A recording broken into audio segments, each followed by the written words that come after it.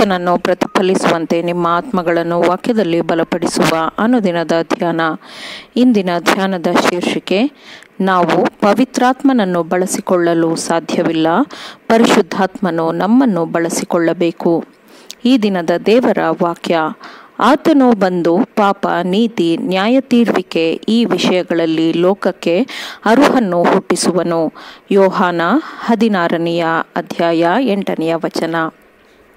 ಕ್ರಿಸ್ತನು ತನ್ನ ಸಭೆಗೆ ಪರಿಶುದ್ಧಾತ್ಮನ ಉಡುಗೊರೆಯನ್ನು ವಾಗ್ದಾನ ಮಾಡಿದ್ದಾನೆ ಮತ್ತು ಆ ವಾಗ್ದಾನವು ಮೊದಲು ಶಿಷ್ಯರಿಗೆ ಹೇಗೆ ಅನ್ವಯವಾಗಿತ್ತೋ ಹಾಗೆಯೇ ಅದು ಇಂದೂ ಸಹ ನಮಗೂ ಅನ್ವಯವಾಗುತ್ತದೆ. ಆದರೆ ಪ್ರತಿಯೊಂದು ಇತರ ವಾಗ್ದಾನದಂತೆಯೇ ಅದನ್ನೂ ಸಹ ಷರತ್ತುಗಳ ಮೇಲೆ ನೀಡಲಾಗಿದೆ. ದೇವರ ವಾಗ್ದಾನಗಳನ್ನು ನಂಬುತ್ತೇವೆ, ಅದನ್ನು ಹೊಂದುತ್ತೇವೆ, ಪಾಲಿಸುತ್ತೇವೆ ಎಂದು ಹೇಳಿಕೊಳ್ಳುವ ಅನೇಕ ಜನರಿದ್ದಾರೆ. ಅವರು ಕ್ರಿಸ್ತನ ಬಗ್ಗೆ ಮತ್ತು ಪರಿಶುದ್ಧಾತ್ಮನ ಬಗ್ಗೆ ಮಾತನಾಡುತ್ತಾರೆ, ಆದರೂ ಅವರು ಅದು ದಯಪಾಲಿಸುವ ಅನುಗ್ರಹವನ್ನು ಪಡೆದುಕೊಳ್ಳುವುದಿಲ್ಲ. ಯಾಕೆಂದರೆ ಅವರು ತಮ್ಮ ಆತ್ಮಗಳನ್ನು ದೈವಿಕ ಕಾರ್ಯಭಾರಿಗಳ ಮಾರ್ಗದರ್ಶನಕ್ಕೆ ಮತ್ತು ನಿಯಂತ್ರಣಕ್ಕೆ ಒಪ್ಪಿಸಿಕೊಟ್ಟಿರುವುದಿಲ್ಲ. ನಾವು ಪರಿಶುದ್ಧಾತ್ಮನನ್ನು ಬಳಸಿಕೊಳ್ಳಲು ಸಾಧ್ಯವಿಲ್ಲ, ಪರಿಶುದ್ಧಾತ್ಮನು ನಮ್ಮನ್ನು ಬಳಸಿಕೊಳ್ಳಬೇಕು. ಪರಿಶುದ್ಧಾತ್ಮನ ಮೂಲಕ ದೇವರು ತನ್ನ ಮಕ್ಕಳಲ್ಲಿ ತನ್ನ ಸುಚಿತ್ತವನ್ನು ನೆರವೇರಿಸಬೇಕೆಂದು ಕೆಲಸ ಮಾಡುತ್ತಾನೆ. ಆದರೆ ಅನೇಕರು ಮುನ್ನಡೆಸಲ್ಪಡಲು ಒಪ್ಪುವುದಿಲ್ಲ. ಅವರು ತಮ್ಮನ್ನು ತಾವೇ ನಿರ್ವಹಿಸಿಕೊಳ್ಳಲು ಬಯಸುತ್ತಾರೆ. ಈ ಕಾರಣದಿಂದಾಗಿ ಅವರು ಪರಲೋಕದ ಉಡುಗೊರೆಗಳನ್ನು ಸ್ವೀಕರಿಸಲು ಸಾಧ್ಯವಿಲ್ಲ. ದೇವರಿಗಾಗಿ ನಮ್ರತೆಯಿಂದ ಕಾಯುವವರು ಮತ್ತು ಆತನ ಮಾರ್ಗದರ್ಶನ ಮತ್ತು ಕೃಪೆಗಾಗಿ ಕಾಯುವವರಿಗೆ ಮಾತ್ರ ಈ ಪರಿಶುದ್ಧಾತ್ಮನನ್ನು ಕೊಡಲಾಗುತ್ತದೆ. ನಂಬಿಕೆಯಿಂದ ಹೊಂದಿಕೊಳ್ಳುವ ಈ ವಾಗ್ದಾನದ ಆಶೀರ್ವಾದವು ಇತರ ಎಲ್ಲ ಆಶೀರ್ವಾದಗಳನ್ನು ಸರಣಿಯಲ್ಲಿ ತರುತ್ತದೆ. ಇದನ್ನು ಕ್ರಿಸ್ತನ ಕೃಪೆಯ ಸಂಪತ್ತಿನ ಪ್ರಕಾರ ನೀಡಲಾಗುತ್ತದೆ ಮತ್ತು ಪ್ರತಿ ಆತ್ಮಕ್ಕೂ ಅದು ಸ್ವೀಕರಿಸಬಹುದಾದ ಸಾಮರ್ಥ್ಯಕ್ಕೆ ಅನುಗುಣವಾಗಿ ಪೂರೈಸಲು ಅವನು ಸಿದ್ಧನಾಗಿದ್ದಾನೆ.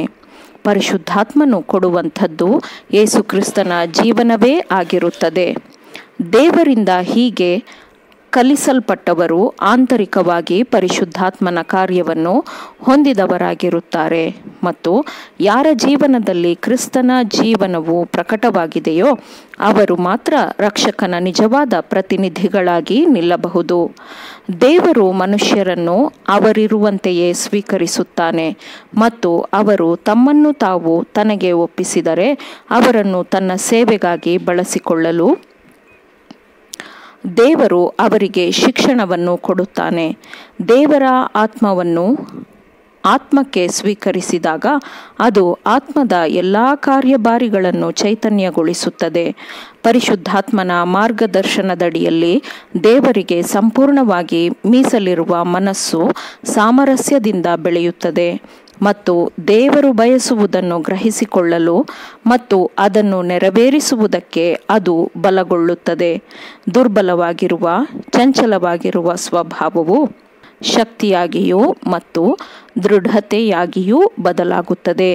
ನಿರಂತರವಾದ ಭಕ್ತಿಯು ಯೇಸು ಮತ್ತು ಆತನ ಶಿಷ್ಯರ ನಡುವೆ ಎಷ್ಟು ನಿಕಟವಾದ ಸಂಬಂಧವನ್ನು ಸ್ಥಾಪಿಸುತ್ತದೆ ಎಂದರೆ ಆ ಕ್ರೈಸ್ತನು ಗುಣಸ್ವಭಾವದಲ್ಲಿ ತನ್ನ ಗುರುವಿನಂತೆಯೇ ಬದಲಾಗುತ್ತಾನೆ. ಅವನಿಗೆ ಸ್ಪಷ್ಟವಾದ, ವಿಶಾಲವಾದ ದೃಷ್ಟಿಕೋನಗಳಿರುತ್ತವೆ. ಅವನ ಗ್ರಹಿಕೆಯು ಹೆಚ್ಚು ಭೇದಿಸಿಕೊಂಡು ಹೋಗುವ ಹಾಗೆ ತೀಕ್ಷ್ಣವಾಗಿರುತ್ತದೆ ಮತ್ತು ಅವನ ವಿವೇಚನೆಯು ಉತ್ತಮವಾದದ್ದು, ಸಮತೋಲನವಾದದ್ದು ಆಗಿರುತ್ತದೆ. ನೀತಿಯ ಸೂರ್ಯನ ಜೀವ ನೀಡುವ ಬಲದಿಂದ ಅವನು ಎಷ್ಟು ಚೈತನ್ಯಗೊಂಡಿರುತ್ತಾನೆಂದರೆ ಅವನು ದೇವರ ಮಹಿಮೆಗಾಗಿ ಹೆಚ್ಚಿನ ಫಲವನ್ನು ನೀಡಲು ಶಕ್ತನಾಗಿರುತ್ತಾನೆ. ದೇವರ ಏಕೈಕ ಪುತ್ರನು ತನ್ನನ್ನು ತಗ್ಗಿಸಿಕೊಂಡು ಕುತಂತ್ರಿ ಶತ್ರುವಿನ ಶೋಧನೆಗಳನ್ನು ಎದುರಿಸಿ ಅನ್ಯಾಯಗಾರರಿಗಾಗಿ ನೀತಿವಂತನಾಗಿ ಮರಣ ಹೊಂದಿರದಿದ್ದರೆ ಮತ್ತು ಲೋಕರಕ್ಷಕನಿಂದ ಕಾರ್ಯರೂಪಕ್ಕೆ ಬಂದಿರುವುದನ್ನು ಪರಿಣಾಮಕಾರಿಯಾಗಿ ಮಾಡುವುದಕ್ಕೆ ನಿರಂತರವಾಗಿ ಕೆಲಸ ಮಾಡುವ, ಪುನಃ ಚೈತನ್ಯಗೊಳಿಸುವ ಪರಿಶುದ್ಧಾತ್ಮನು ಬಂದಿರದಿದ್ದರೆ ನಮ್ಮ ಸ್ಥಿತಿ ಏನಾಗಿರುತ್ತಿತ್ತು? ನಮಗೇನು ದೊರೆಯುತ್ತಿತ್ತು? ಆಮೇನ್. ದೇವರ ವಾಕ್ಯಗಳನ್ನು ಶ್ರದ್ಧೆಯಿಂದ ಆಲಿಸುವವರು ಮಾತ್ರವೇ ಆಗಿರದೆ ಪಾಲಿಸುವವರೂ ಆಗಬೇಕೆಂದು ನಿಮ್ಮನ್ನು ಉತ್ತೇಜಿಸುತ್ತೇನೆ. ಪರಿಶುದ್ಧಾತ್ಮನ ಸಹಾಯದಿಂದ ಆಲಿಸಿದ ನಿಮ್ಮೆಲ್ಲರಿಗೂ ಧನ್ಯವಾದಗಳು.